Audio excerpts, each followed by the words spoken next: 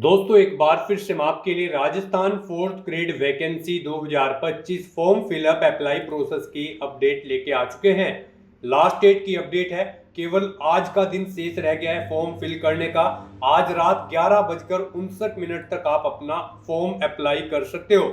जी हाँ दोस्तों, यहाँ पर फोर्थ क्लास एम्प्लॉय चतुर्थ श्रेणी कर्मचारी के लिए 53,749 वैकेंसीज निकली हुई है, जिसके लिए आप आज रात तक फॉर्म अप्लाई कर सकते हो। ऑनलाइन आवेदन करते समय आपको कोई भी ऐसी गलती या फिर मिस्टेक नहीं करनी होगी जिसको करने से आपके फॉर्म रिजेक्ट हो सकते हैं। आवेदन करते समय आप रजिस्ट्रेशन कैसे करोगे, कैसे आप अपना फीस पेमेंट करोगे, ई केवाईसी आप कैसे कर सकते हो, क्वालिफिकेशन डिटेल आप कैसे दोगे, कैसे आप डिपार्टमेंट प्रेफरेंस दोगे, फोटोग्राफ सिग्नेचर डॉक्यूमेंट कैसे और कितने केबी में आप अपलोड कर सकते हो, कंप्लीट जानकारी आपको इस वीडियो में स्टेप बाय स्टेप प्रोवाइड कराई जाएगी। तो आपको ये वीडियो शुरू से लेके एंड तक बिना स्किप किए हुए देखनी होगी। इस वीडियो को कंप्लीटली देखने पर ही आपके सभी सवाल और डाउट क्लियर होंगे। तो चलिए दोस्तों, बिना कोई वक्त गंवाए शुरू करते हैं Rajasthan fourth grade vacancy form fill up की पूरी जानकारी। फॉर्म भरने से पहले आपको सबसे पहले हमारी वेबसाइट IND सरकारी नौकरी के इस पेज पर विजिट करना होगा, जिसका लिंक आपको नीचे description plus first comment box में मिल जाएगा। और हमारे इस पेज पर विजिट करके आप यहां से राजस्थान फोर्थ ग्रेड वैकेंसी का फॉर्म अप्लाई कर सकते हो। यहाँ पर RSSB की ओर से फोर्थ क्लास एम्प्लॉय पोस्ट के लिए 53,749 वैकेंसीज निकाली गई है, जिसके लिए आवेदन करने का अंतिम मौका है। आज का दिन शेष है, 19 अप्रैल लास्ट डेट है आवेदन करने की। आज रात 11:59 तक आप अपना फॉर्म अप्लाई कर सकते हो। अंतिम मौका है, आप जल्द से जल्द अपना फॉर्म अप्लाई कर ले, कहीं मौका हाथ से छूट न जाए। 10वीं क्लास पास कैंडिडेट अप्लाई कर सकते हैं। 18 से 40 वर्ष आयु सीमा है। 600 और 400 रुपये रजिस्ट्रेशन शुल्क है। ऑनलाइन आप अप्लाई कर सकते हो। राजस्थान जॉब लोकेशन है, ऑल इंडिया से ऑनलाइन कर सकते हो।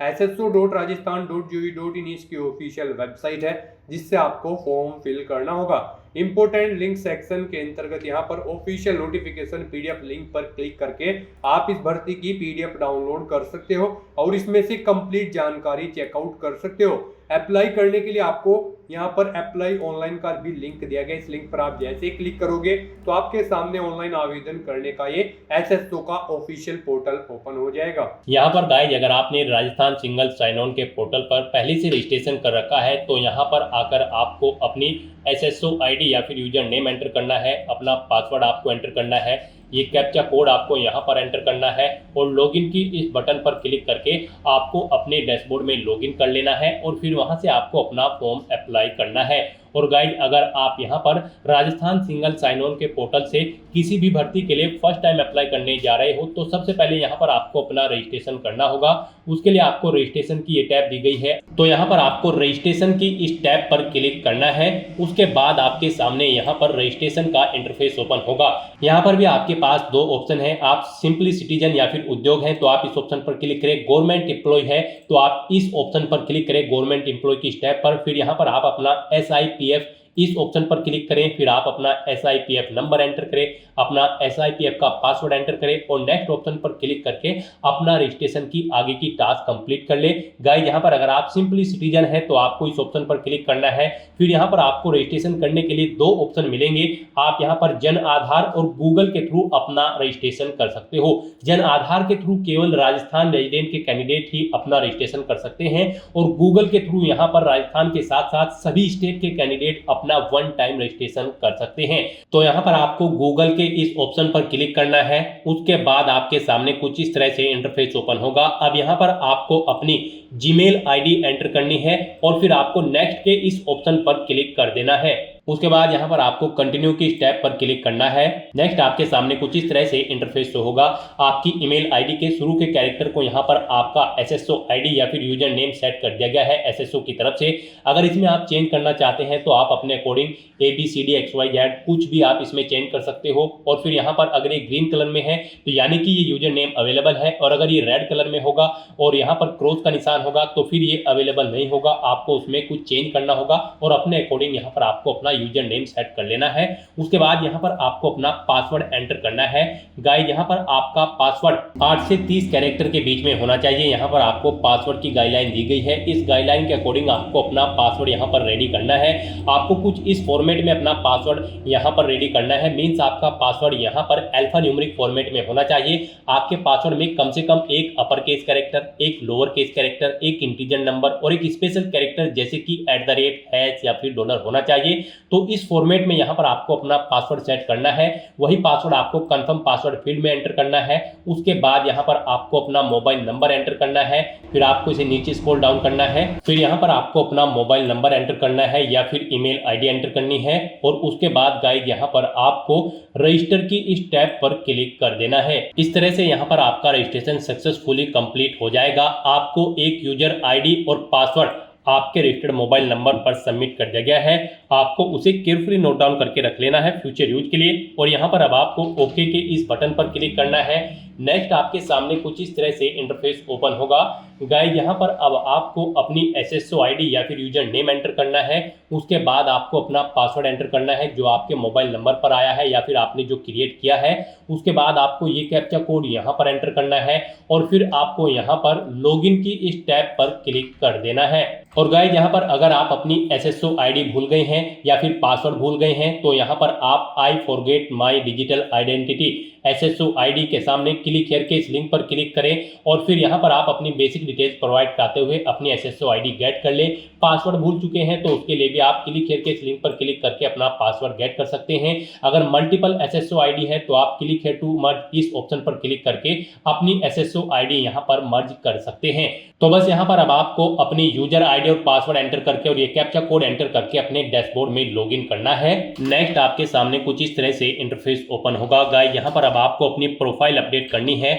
सबसे पहले यहाँ पर अगर आप अपना फोटो ऐड करना चाहते हैं तो आप इस फोटो पर क्लिक करें। फिर यहाँ पर आप इस फोटो पर क्लिक करें। उसके बाद यहाँ पर आप इस ऑप्शन पर क्लिक करें और अपना फोटो सेलेक्ट करके यहाँ पर आप उसे अपडेट कर सकते हैं। अपना प्रोफाइल फोटो यानी कि आप यहाँ पर सेट कर सकते हो। उसके बाद यहाँ पर आप अपना फर्स्ट नेम चेंज करना चाहते हैं तो इसे आप चेंज कर सकते हैं। लास्ट नेम चेंज करना चाहते हैं तो इसे आप चेंज कर सकते हैं। उसके बाद यहाँ पर आपका जो डिस्प्ले नेम, आपकी प्रोफाइल का जो डिस्प्ले नेम होगा वो यहाँ पर आप एंटर कर दें। इसे आप अपने अकॉर्डिंग यहाँ पर सेट कर सकते हैं। फिर यहाँ पर आपको अपनी डेट ऑफ बर्थ इस कैलेंडर में से सिलेक्ट कर लेनी है। उसके बाद यहाँ पर आपको अपना जेंडर सिलेक्ट करना है, आप मेल हो, फीमेल हो या फिर ट्रांसजेंडर या फिर अदर। उसके बाद यहाँ पर आपको अपना मोबाइल नंबर एंटर करना है। यहाँ पर आप इस ऑप्शन पर क्लिक करें, अपना मोबाइल नंबर एंटर करें और फिर आप सेंड OTP ऑप्शन पर क्लिक करें। उसके बाद आपके रजिस्टर्ड मोबाइल नंबर पर एक OTP जाएगा। वो OTP आपको यहाँ पर वेरीफाई करना है। तो यहाँ पर आपको अपना OTP एंटर करना है जो आपके मोबाइल नंबर पर आया है और उसके बाद आपको यहाँ पर वैलिडेट OTP के इस ऑप्शन पर क्लिक करके अपना मोबाइल नंबर यहाँ पर वेरीफाई कर लेना है। फिर यहाँ पर अगर आपके पास कोई लैंडलाइन नंबर है तो वो आप एंटर कर सकते हैं, नहीं है तो आप इस कॉलम को खाली छोड़ दें। फिर यहाँ पर आपको अपना एड्रेस एंटर करना है। उसके बाद आपको अपना पोस्टल कोड देना है, अपनी सिटी या फिर डिस्ट्रिक्ट यहाँ पर आप एंटर करें। और गाइस यहाँ पर उसके बाद आप अपना स्टेट सिलेक्ट कर लें, जिस स्टेट से आप बिलोंग करते हैं। उसके बाद अगर आप राजस्थान स्टेट के कैंडिडेट हैं तो आप अपनी जन आधार आईडी या फिर इनरोलमेंट आईडी यहाँ पर एंटर करें। आप इस ऑप्शन पर क्लिक करें, अपनी जन आधार आईडी या फिर इनरोलमेंट आईडी यहाँ पर एंटर करें और फैच मेंबर्स ऑप्शन पर क्लिक करके अपनी डिटेल यहाँ पर फैच कर लें। फिर यहाँ पर अगर आप राजस्थान स्टेट के कैंडिडेट हैं तो यहाँ पर आपको अपना संस्था आधार नंबर एंटर करना है। आप इस ऑप्शन पर क्लिक करें, अपना संस्था आधार नंबर एंटर करें, सेंड OTP ऑप्शन पर क्लिक करें। आपके मोबाइल नंबर पर एक OTP आएगा जो आपके संस्था आधार नंबर से लिंक है। वो OTP आप यहाँ पर एंटर करके उसे वेरीफाई कर लें। और उसके बाद गाइस यहाँ पर आप अपडेट के इस बटन पर क्लिक करके अपने प्रोफाइल की सभी डिटेल्स यहाँ पर अपडेट कर दें। इस तरह से यहाँ पर आपकी SSO की जो प्रोफाइल है वो सक्सेसफुली अपडेट हो चुकी है। अब यहाँ पर आप ओके के बटन पर क्लिक करें। नेक्स्ट आपके सामने यहाँ पर कुछ इस तरह से इंटरफेस ओपन होगा। अब यहाँ पर आपको रिक्रूटमेंट पोर्टल सर्च करना है। आप Ctrl F यहाँ पर प्रेस करें, REC एंटर करें। उसके बाद यहाँ पर आपको रिक्रूटमेंट पोर्टल का ये ऑप्शन मिलेगा, आप इस लिंक पर क्लिक कर दें। नेक्स्ट आपके सामने कुछ इस तरह से इंटरफेस ओपन होगा। अब यहाँ पर आने के बाद आपको वन टाइम रजिस्ट्रेशन के इस लिंक पर क्लिक करना है। उसके बाद आपके सामने यहाँ पर कुछ इस तरह से इंटरफेस ओपन होगा। अब यहाँ पर आपको अपने वन टाइम रजिस्ट्रेशन की डिटेल प्रोवाइड करानी है। अब यहाँ पर आपसे सबसे पहले पूछा गया है कि क्या आप राजस्थान स्टेट के निवासी हैं, अगर हैं तो यस करें और फिर यहाँ पर आप अपनी जन आधार या फिर एक्नॉलेजमेंट ID एंटर करके फैच मेंबर ऑप्शन पर क्लिक करें और अपनी डिटेल यहाँ पर फैच कर लें। और अगर आप राजस्थान के निवासी नहीं हैं तो यहाँ पर आपको नो ऑप्शन सेलेक्ट करना है। उसके बाद यहाँ पर आपको अपना आधार नंबर एंटर करना है और फिर यहाँ पर आपको एग्री की स्टेप पर क्लिक कर देना है। उसके बाद यहाँ पर आपके सामने कुछ इस तरह से पॉपअप शो होगा। यहाँ पर आपसे पूछा गया है कि क्या आप राज्य भर्ती पोर्टल को एक बार पंजीकरण यानी कि OTR के लिए मेरे आधार विवरण, नाम, पिता का नाम, लिंग और जन्म दिनांक का उपयोग करने की अनुमति प्रदान करते हो या फिर करती हो। तो आपको इस चेकबॉक्स को ओके करना है और फिर आपको सेंड OTP के इस ऑप्शन पर क्लिक कर देना है। फिर आपके सामने कुछ इस तरह से इंटरफेस ओपन होगा। अब यहाँ पर आपको अपना आधार वेरीफाई करना है। उसके लिए आपको यहाँ पर इस चेकबॉक्स को ओके करना है और फिर आपको OTP भेजें इस ऑप्शन पर क्लिक कर देना है। उसके बाद यहाँ पर आपके रजिस्टर्ड मोबाइल नंबर पर एक OTP आएगा। उस मोबाइल नंबर पर जिससे आपका आधार लिंक है वो OTP आप यहाँ पर एंटर करें और फिर आप प्रमाणीकरण करें, इस ऑप्शन पर आप क्लिक कर दें। इस तरह से यहाँ पर आपका आधार वेरीफाई हो जाएगा और आपकी जो डिटेल्स है वो यहाँ पर आपके आधार से फैच करके फिल कर दी गई है, जैसे कि आपका नाम, आपका जेंडर, आपके फादर का नाम, आपकी डेट ऑफ बर्थ। अब यहाँ पर आपको अपना मोबाइल नंबर एंटर करना है और फिर यहाँ पर आपको gate email from SSO profile इस ऑप्शन पर क्लिक करके अपनी ईमेल ID को यहाँ पर फैच कर लेना है। जो आपने रजिस्ट्रेशन टाइम पर अपनी ईमेल ID एंटर की थी वो यहाँ पर फैच होके आ जाएगी। फिर यहाँ पर आपको वेरीफाई OTR आपको इस ऑप्शन पर क्लिक कर देना है। फिर यहाँ पर आपको आपकी डिटेल शो कर दी जाएगी। आपकी डिटेल अगर ओके है तो यहाँ पर अब आप फाइनल सबमिट के इस ऑप्शन पर क्लिक कर दें। उसके बाद आपके रजिस्टर्ड मोबाइल नंबर पर एक OTP आएगा, वो OTP आपको यहाँ पर एंटर करना है और उसके बाद आपको यहाँ पर वेरीफाई OTP के इस ऑप्शन पर क्लिक कर देना है। इस तरह से यहाँ पर आपके वन टाइम रजिस्ट्रेशन की डिटेल सक्सेसफुली सेव हो जाएगी। आपको एक रजिस्ट्रेशन नंबर यहाँ पर प्रोवाइड कर दिया गया है, वन टाइम रजिस्ट्रेशन नंबर। आपको इसे केयरफुली नोट डाउन करके रख लेना है फ्यूचर यूज के लिए। और यहाँ पर अब आपको ओके के इस बटन पर क्लिक करना है। फिर आपको आपके OTR के इसी इंटरफेस पर आपको रिडायरेक्ट कर दिया जाएगा। यहाँ पर आपकी OTR की सभी डिटेल्स वेरीफाई हो चुकी है। आपको एक रजिस्ट्रेशन नंबर जो वहाँ पर दिया गया था वो रजिस्ट्रेशन नंबर यहाँ पर भी शो कर दिया गया है। आपको इसे केयरफुली नोट डाउन करके रख लेना है फ्यूचर यूज के लिए। अब गाइस यहाँ पर आपको अपना फीस पेमेंट करना है। नेक्स्ट स्टेप आपका फीस पेमेंट का होगा। उसके लिए आपको यहाँ पर पे फीस की स्टेप पर क्लिक करना है। उसके बाद आपके सामने यहाँ पर कुछ इस तरह से पॉपअप शो होगा। अब यहाँ पर आपसे पूछा गया कि क्या आप राजस्थान स्टेट के कैंडिडेट हैं, अगर हैं तो यस करें और फिर यहाँ पर आप अपनी कैटेगरी सिलेक्ट करें।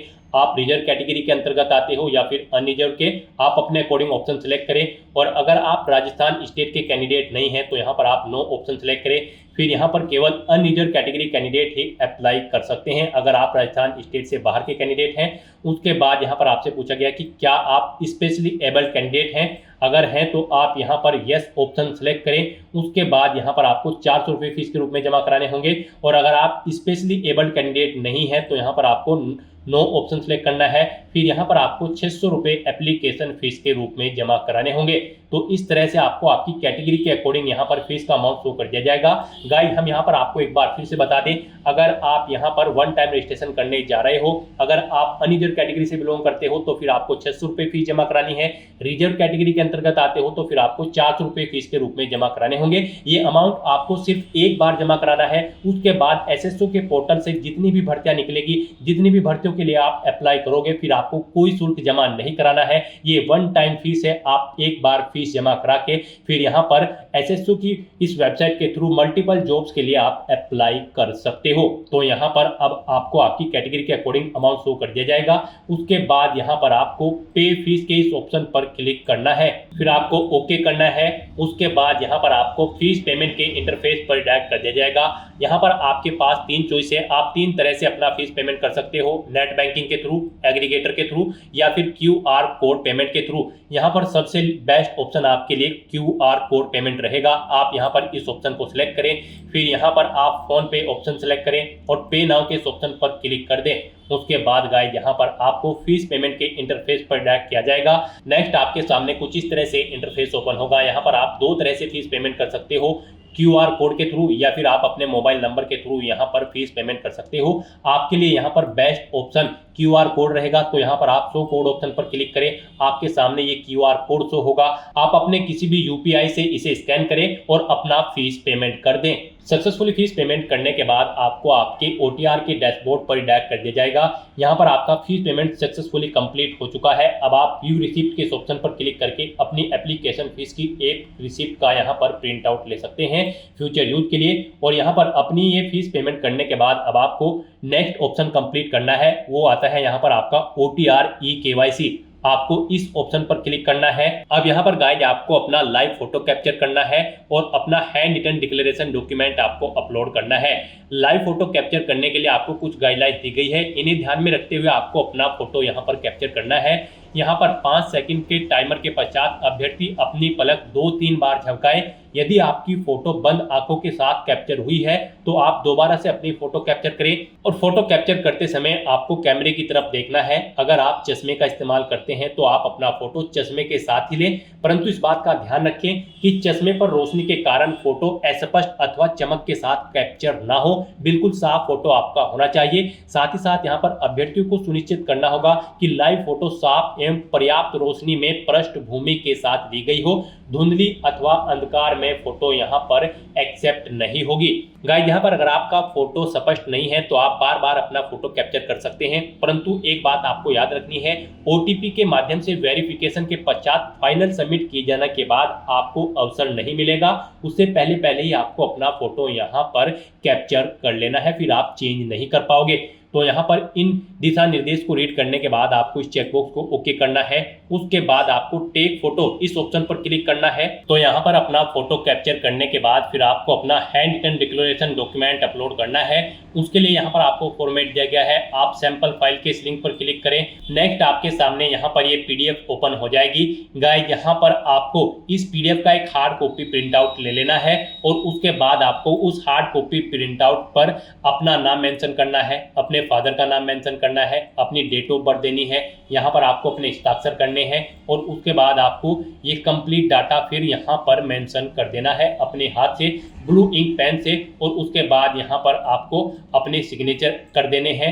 फिर ऐसे ही आपको यहाँ पर इंग्लिश में भी अपनी राइटिंग देनी है। उसके लिए यहाँ पर आपको इंग्लिश का परफॉर्मा दिया गया है। यहाँ पर भी आने के बाद आपको फिर अपना नाम एंटर करना है इंग्लिश में, अपने फादर का नाम एंटर करना है इंग्लिश में, अपनी डेट ऑफ बर्थ देनी है और फिर यहाँ पर आपको अपने सिग्नेचर करने हैं। और उसके बाद आपको ये कंप्लीट डाटा फिर अपने हैंड से ब्लू इंक पेन से आपको फिर दोबारा से इंग्लिश में यहाँ पर राइट कर देना है। उसके बाद गाइस यहाँ पर आपको अपनी SSO ID एंटर करनी है, अपना OTR वन टाइम रजिस्ट्रेशन का जो नंबर आपको मिला है वो रजिस्ट्रेशन नंबर यहाँ पर आपको एंटर करना है, अपना परमानेंट एड्रेस आपको यहाँ पर मेंशन कर देना है और यहाँ पर आपको अपने सिग्नेचर कर देने हैं। इस तरह से आपको अपना ये हैंड रिटन डिक्लेरेशन डॉक्यूमेंट तैयार कर लेना है और फिर इसका आपको फोटो खींचकर अपने कंप्यूटर में सेव कर लेना है, यानी कि इसकी एक सॉफ्ट कॉपी। और फिर आपको अपना वो डॉक्यूमेंट यहाँ पर अपलोड करना होगा। यहाँ पर आपका ये डॉक्यूमेंट PDF फॉर्मेट में होना चाहिए, साइज उसका 100 से 200 KB के बीच में होना चाहिए। तो यहाँ पर आपको चूज फाइल बटन पर क्लिक करना है, फाइल को सिलेक्ट करना है और अपना ये हैंड रिटन डिक्लेरेशन डॉक्यूमेंट यहाँ पर अपलोड कर देना है। गाइस हम आपको सैंपल के तौर पर दिखा रहे हैं, कुछ इस तरह से यहाँ पर आपको अपना हैंड रिटन डिक्लेरेशन डॉक्यूमेंट तैयार करना है और फिर इसे आपको अपलोड कर देना है। अपना फोटो अपलोड करने के बाद और हैंड रिटन डिक्लेरेशन अपलोड करने के बाद अब आपको सबमिट eKYC की इस टैब पर क्लिक करना है। उसके बाद में आपको इन चेक बॉक्सेस को ओके करना है और सेंड OTP की टैब पर क्लिक कर देना है। एक OTP आपके मोबाइल नंबर और ईमेल एड्रेस पर सबमिट किया गया है, वो OTP आपको इस बॉक्स में एंटर करना होगा और फाइनल सबमिट की इस टैब पर क्लिक कर देना होगा। इस तरह से आपकी OTR eKYC कंप्लीट हो चुकी है। तो यहाँ पर अब आपके तीनों स्टेप कंप्लीट हो चुके हैं, आपकी प्रोफाइल यहाँ पर अपडेट हो चुकी है, फीस पेमेंट आप कर चुके हो, अपनी eKYC आप कंप्लीट कर चुके हो। अब यहाँ पर आकर आपको होम के इस लिंक पर क्लिक कर देना है। उसके बाद यहाँ पर आपको आपके डैशबोर्ड में डायरेक्ट कर दिया जाएगा। यहाँ पर आने के बाद आपको ऑनगोइंग रिक्रूटमेंट सेक्शन में आना है और यहाँ पर आपको class 4 employee direct recruitment 2024 RSSB के सामने अप्लाई नाउ के इस लिंक पर क्लिक कर देना है। उसके बाद आपके सामने कुछ इस तरह से इंटरफेस ओपन होगा। अब यहाँ पर आने के बाद आपको क्लास 4 की इस टैब पर क्लिक कर देना है। फिर यहाँ पर आपके सामने कुछ इस तरह से इंटरफेस होगा। यहाँ पर आपसे आपका OTR डाटा रिव्यू आपको दिया गया है। आप ये डाटा यहाँ पर कंफर्म करें। अगर अपडेट करना चाहते हैं तो आप अपडेट के बटन पर क्लिक करके अपडेट कर सकते हैं। सभी चीज़ें ओके हैं तो यहाँ पर अब आप प्रोसीड की इस टैब पर क्लिक करें और उसके बाद यहाँ पर आपके सामने कुछ इस तरह से इंटरफेस ओपन हो जाएगा। यहाँ पर आपका एप्लीकेशन फॉर्म स्टार्ट हो चुका है। कुछ चीज़ें यहाँ पर आपको ऑटोमेटिकली फीड मिल गई है जो आपके रजिस्ट्रेशन टाइम पे आपने प्रोवाइड कराई थी, वो यहाँ पर आपको कुछ चीज़ें ऑटोमेटिकली फीड मिल गई है। अब यहाँ पर आने के बाद बस आपको अपनी माता का नाम यहाँ पर एंटर करना है। फिर यहाँ पर आपको अपनी श्रेणी सेलेक्ट कर लेनी है। आप किस श्रेणी से बिलोंग करते हैं। राजस्थान स्टेट से अलग कैंडिडेट अगर अप्लाई करते हैं तो केवल जनरल कैटेगरी कैंडिडेट अप्लाई कर सकते हैं। फिर यहाँ पर अगर आप विशेष दिव्यांगजन श्रेणी के अंतर्गत आते हैं तो यहाँ पर आप ऑप्शन सिलेक्ट करें किस दिव्यांगजन श्रेणी के अंतर्गत आप आते हैं। नहीं आते हैं तो यहाँ पर आप नॉट एप्लीकेबल ऑप्शन सेलेक्ट कर लें। उसके बाद यहाँ पर आपको उप विशेष दिव्यांगजन श्रेणी सेलेक्ट करनी है अगर आप दिव्यांगजन श्रेणी के अंतर्गत आते हो। उसके बाद यहाँ पर आपको अपनी श्रेणी का प्रमाण पत्र संख्या देनी होगी और फिर आपको बताना होगा कि क्या आपको स्रोत लेखक की आवश्यकता है। अगर है तो यहाँ पर आप स्वयं उसकी प्रबंध करेंगे या फिर विभाग को उसका प्रबंध करना है, यहाँ पर आपको ऑप्शन मिल जाएगा।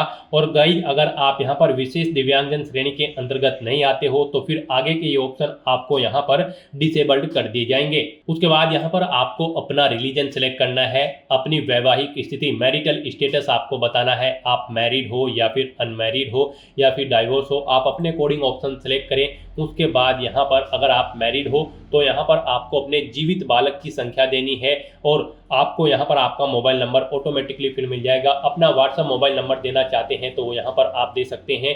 आपके पास जन आधार ID है तो वो आप यहाँ पर एंटर कर सकते हैं, नहीं है तो इस कॉलम को आप खाली छोड़ दें। गाइस यहाँ पर जिन कॉलम के सामने रेड कलर का स्टार बना हुआ है उनमें आपको डिटेल्स देनी मस्ट है और जिनमें नहीं बना हुआ है वो ऑप्शनल है। आप उनकी डिटेल चाहे तो दें चाहे या फिर न दें। उसके बाद यहाँ पर आपसे पूछा गया है क्या आप राजस्थान के अनुसूचित क्षेत्र से संबंधित हैं। अगर हैं तो आप यस करेंगे, नहीं तो आप नो ऑप्शन यहाँ पर सिलेक्ट करेंगे। अगर आप राजस्थान स्टेट से बाहर के कैंडिडेट हैं उसके बाद यहाँ पर आपको अपना कोरोस्पोंडेंस एड्रेस एंटर करना है। कोरोस्पोंडेंस एड्रेस में आपको अपना स्टेट चुनना है, अपना डिस्ट्रिक्ट चुनना है, शहर या फिर गाँव का नाम देना है, अपना पिन कोड देना है, अपना फ़ोन नंबर देना है, ये ऑप्शनल है। इस तरह से अपनी डिटेल्स फिल करने के बाद अब गाइस यहाँ पर आपको नेक्स्ट के इस ऑप्शन पर क्लिक कर देना है। फिर आपसे पूछा गया है जो मोबाइल नंबर और ईमेल आईडी आपने दी है क्या वो करेक्ट है। अगर करेक्ट है तो यहाँ पर आप यस के इस ऑप्शन पर क्लिक करें। बेसिक डिटेल्स प्रोवाइड कराने के बाद अब आपको अपनी पर्सनल डिटेल्स यहाँ पर देनी है। सबसे पहले यहाँ पर आपको अपनी नेशनलिटी सिलेक्ट कर लेनी है। फिर यहाँ पर आपको अपना स्टेट सेलेक्ट कर लेना है। उसके बाद यहाँ पर आपको अपना डिस्ट्रिक्ट सेलेक्ट कर लेना है। फिर आपसे पूछा गया है कि क्या आप इंडिया में कहीं बाहर से सेटल्ड हुए हैं। अगर हुए हैं तो आप यहाँ पर यस करें और फिर किस देश से आप सेटल्ड हुए हैं उस देश का नाम आप यहाँ पर सिलेक्ट करें और अगर आप इंडिया से ही हैं तो यहाँ पर आपको नो ऑप्शन सेलेक्ट करना है। उसके बाद आपसे पूछा गया है कि क्या आप भूतपूर्व सैनिक हैं। अगर हैं तो आप यहाँ पर यस ऑप्शन सेलेक्ट करें और फिर अपना सर्विस का स्टेटस बताएं, आप रिटायर्ड है या फिर सर्विस पर हैं। अगर सर्विस पर है तो फिर यहाँ पर आपको अपना NOC लेटर नंबर देना है, डेट ऑफ NOC यहाँ पर आपको सिलेक्ट करनी है और अगर आप रिटायर्ड हो चुके हैं तो रिटायर्ड ऑप्शन सेलेक्ट करें। फिर आपको अपना PPO नंबर देना है, डेट ऑफ रिटायरमेंट यहाँ पर आपको सिलेक्ट करनी है और अगर आप भूतपूर्व सैनिक नहीं है तो यहाँ पर आपको नो ऑप्शन सेलेक्ट करना है। आगे की डिटेल आपको डिसेबल्ड कर दी जाएगी। उसके बाद आपसे पूछा गया कि क्या आप स्पोर्ट पर्सन हैं। अगर हैं तो यहाँ पर आप यस ऑप्शन सेलेक्ट करें। स्पोर्ट पर्सन किस टाइप से हैं आप, नेशनल या फिर इंटरनेशनल लेवल के, आप अपने अकॉर्डिंग ऑप्शन सेलेक्ट करें। और अगर आप नहीं हैं स्पोर्ट पर्सन तो आपको नो ऑप्शन सेलेक्ट करना है। फिर यहाँ पर आपसे पूछा गया कि क्या आप मौजूदा सरकारी विभाग या फिर सार्वजनिक उपक्रम कर्मचारी हैं, अगर हैं तो आप यहाँ पर यस करें और फिर यहाँ पर डिपार्टमेंट का नाम एंटर करें, नहीं है तो आप नो ऑप्शन सेलेक्ट कर लें। उसके बाद आपसे पूछा गया कि क्या आप एज में एडिशनल इलेक्शन चाहते हैं। अगर यहाँ पर एडिशनल इलेक्शन एक्स प्रिजनर यानी कि जेलर को मिलेगा, एनसीसी कैडेट इंस्ट्रक्टर को मिलेगा, आर्मी कैंडिडेट को मिलेगा। यहाँ पर अगर आपको नहीं चाहिए एज में इलेक्शन तो फिर आपको नॉट एप्लीकेबल ऑप्शन सेलेक्ट करना है। इस तरह से अपनी ये डिटेल फिल करने के बाद अब आपको नेक्स्ट के इस ऑप्शन पर क्लिक कर देना है। नेक्स्ट गाइस, यहाँ पर आपको अपनी एजुकेशनल क्वालिफिकेशन और एक्सपीरियंस की डिटेल देनी है। यहाँ पर आपको सबसे पहले इस चेकबॉक्स को ओके करना है। उसके बाद यहाँ पर आपको अपनी क्वालिफिकेशन की डिटेल देनी है। यहाँ पर ग्रेड 4 की इस पोस्ट पर अप्लाई करने के लिए आपका 10वीं क्लास पास आउट होना जरूरी है। किसी वेल रिकॉग्नाइज्ड बोर्ड या फिर स्कूल से 10वीं पास कैंडिडेट यहाँ पर इस भर्ती में पार्टिसिपेट करने के लिए एलिजिबल हैं, अप्लाई कर सकते हैं। तो यहाँ पर आपको अपनी 10वीं क्लास की डिटेल देनी है। पहले यहाँ पर आपको सब्जेक्ट ग्रुप देना है। आपके पास 10वीं में साइंस था, आर्ट था, कॉमर्स थी, आप अपने अकॉर्डिंग यहाँ पर अपना सब्जेक्ट ग्रुप एंटर करें। फिर यहाँ पर आपको बोर्ड का नाम देना है, किससे आपने अपनी 10वीं क्लास पास आउट की है। फिर यहाँ पर आपको अपना 10वीं क्लास का रोल नंबर देना है। रिजल्ट का परिणाम आपको बताना है, आपका जो रिजल्ट है वो सीजीपीए में आया था, ग्रेड में, परसेंटेज में या फिर अवेटेड है। यानी कि यहाँ पर 10वीं क्लास में अगर आप अवेटेड हो तब भी आप इस भर्ती में अप्लाई कर सकते हो अगर आपका रिजल्ट अवेटेड है। तो यहाँ पर आप अपने अकॉर्डिंग ऑप्शन सेलेक्ट करें। उसके बाद यहाँ पर आपको पासिंग ईयर देना है, कब आपने अपनी 10वीं क्लास पास आउट की है, फिर कितने % मार्क्स आपने ऑब्टेन किए हैं वो यहाँ पर आप एंटर करें। उसके बाद यहाँ पर अगर आपने अपनी 12वीं क्लास पास आउट कर रखी है तो उसकी डिटेल भी आप ऐसे ही प्रोवाइड कर सकते हैं। कोई आपके पास डिप्लोमा है तो उसकी डिटेल दें। ग्रेजुएशन या फिर पोस्ट ग्रेजुएशन या फिर कोई और क्वालिफिकेशन आपके पास है तो उसकी डिटेल भी आप सेम ऐसे ही यहाँ पर प्रोवाइड करा सकते हो। तो इस तरह से यहाँ पर आपको अपनी एजुकेशनल क्वालिफिकेशन की डिटेल फिल कर देनी है और उसके बाद आपको नेक्स्ट के इस ऑप्शन पर क्लिक कर देना है। नेक्स्ट यहाँ पर आपको अपना फोटो और सिग्नेचर अपलोड करने हैं। यहाँ पर आपके फोटो का साइज 50 KB से 100 KB के बीच में होना चाहिए। सिग्नेचर का भी 20 KB से 50 KB के बीच में होना चाहिए। और यहाँ पर आपकी ये सिग्नेचर और फोटो जेपीजी या फिर जेपीईजी फॉर्मेट में होने चाहिए। तो यहाँ पर अब आपको अपना फोटो और सिग्नेचर अपलोड करने हैं। यहाँ पर आकर आपको चूज फाइल बटन पर क्लिक करना है, फाइल को सिलेक्ट करना है और 1 बाय 1 करके आपको अपना फोटो और सिग्नेचर यहाँ पर अपलोड कर देने हैं। उसके बाद यहाँ पर अगर आपकी बॉडी पर कहीं कोई कट या तिल का निशान है तो उस पैलेस का नाम आप यहाँ पर एंटर करें, नहीं है तो यहाँ पर आप नो मार्क एंटर कर दें। इस तरह से अपना फोटो और सिग्नेचर यहाँ पर अपलोड करने के बाद बस अब आपको नेक्स्ट के इस ऑप्शन पर क्लिक कर देना है। नेक्स्ट यहाँ पर आपको अपनी पोस्ट के डिपार्टमेंट सिलेक्ट करने हैं। यहाँ पर आप किस डिपार्टमेंट को फर्स्ट नंबर पर प्रेफरेंस देना चाहते हैं। यहाँ पर आपके पास 3 चॉइसेस हैं। आप जिसे फर्स्ट नंबर पर प्रेफरेंस देना चाहते हैं उस डिपार्टमेंट को यहाँ पर आप फर्स्ट नंबर पर सिलेक्ट करें। जिसे आप सेकंड नंबर पर प्रेफरेंस देना चाहते हैं उसे सेकंड नंबर पर सिलेक्ट करें। जिसे थर्ड नंबर पर प्रेफरेंस देना चाहते हैं उसे आप थर्ड नंबर पर यहाँ पर सिलेक्ट कर लें। इस तरह से यहाँ पर आपके पोस्ट डिपार्टमेंट की प्रेफरेंस आपको सेट कर देनी है और उसके बाद गाइस यहाँ पर आपको नेक्स्ट के इस ऑप्शन पर क्लिक करना है। नेक्स्ट आपको आपके एप्लीकेशन फॉर्म का पूरा प्रीव्यू यहाँ पर शो कर दिया गया है। आप सभी डिटेल्स केयरफुली चेकआउट करें। कहीं पर कोई मिस्टेक है तो आप अपडेट बटन पर क्लिक करके अपडेट कर लें और अगर कोई मिस्टेक नहीं है तो यहाँ पर आप इस चेकबॉक्स को ओके करें और फिर गाइस यहाँ पर आप फाइनल सबमिट के इस ऑप्शन पर क्लिक कर दें। उसके बाद आपके सामने ये पॉपअप शो होगा। यहाँ पर आकर आपको इस चेकबॉक्स को ओके करना है, फिर आपको सेंड ओटीपी के ऑप्शन पर क्लिक कर देना है। उसके बाद आपके रजिस्टर्ड मोबाइल नंबर और ईमेल आईडी पर एक ओटीपी सबमिट किया गया है, वो ओटीपी आपको यहाँ पर एंटर करना है और उसके बाद यहाँ पर आपको वेरीफाई ओटीपी के ऑप्शन पर क्लिक कर देना है। इस तरह से यहाँ पर आपका एप्लीकेशन फॉर्म सक्सेसफुली सबमिट हो चुका है। अब यहाँ पर प्रिंट के इस ऑप्शन पर क्लिक करके आप अपने एप्लीकेशन फॉर्म का एक हार्ड कॉपी प्रिंट आउट ले सकते हो, फ्यूचर यूज के लिए, फ्यूचर रेफरेंस के लिए। आप माय रिक्रूटमेंट के सेक्शन में जाकर चेकआउट कर सकते हो। यहाँ पर आपका एप्लीकेशन फॉर्म का स्टेटस आपको शो कर दिया जाएगा। आपका एप्लीकेशन फॉर्म सक्सेसफुली सबमिट हो चुका है। यहाँ से भी आप व्यू एप्लीकेशन ऑप्शन पर क्लिक करके अपने एप्लीकेशन फॉर्म को चेकआउट कर सकते हो। तो दोस्तों ऐसे आप राजस्थान स्टाफ सिलेक्शन बोर्ड 53,749 चतुर्थ श्रेणी कर्मचारी के खाली पदों के लिए अपना फॉर्म अप्लाई कर सकते हो बिना कोई मिस्टेक किए हुए। आज की इस वीडियो में बस इतना ही। आई होप ये वीडियो आपको पसंद आई होगी। अगर पसंद आई हो तो इसे लाइक और शेयर करें। चैनल पर नए हो तो इसे सब्सक्राइब कर लें। Thanks for watching.